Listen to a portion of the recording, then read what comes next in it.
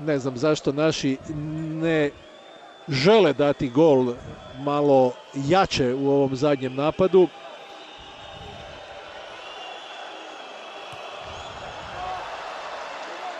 Imamo.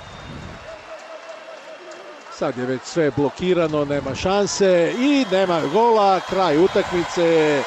13-6 s utakmicom. Ne možemo biti previše zadovoljni i nadajmo se da će naši izvući pouke iz ovoga i biti puno bolji u onome što slijedi. Naravno, šta prije zaboraviti ovu utakmicu, izvuti pouke, nije ovo pravo lice sigurno. I idemo dalje. Prva utakmica, rekli smo u uvodu, dugo je prvenstvo. Treba samo srediti da ovo ne naruši nešto drugo, ali bit će, ja mislim, prilike da se dobro analizira i sad Nadam se da smo u pravu da kažemo da to nije pravo lice, a ne samo da se tješimo. Hvala Nevenu Kovačeviću, poštovani gledatelji. Sutra naše djevojke nastupaju, a u utorak u 17 sati i 15 minuta ponovo smo zajedno protiv Francuske. Doviđenja. Doviđenja.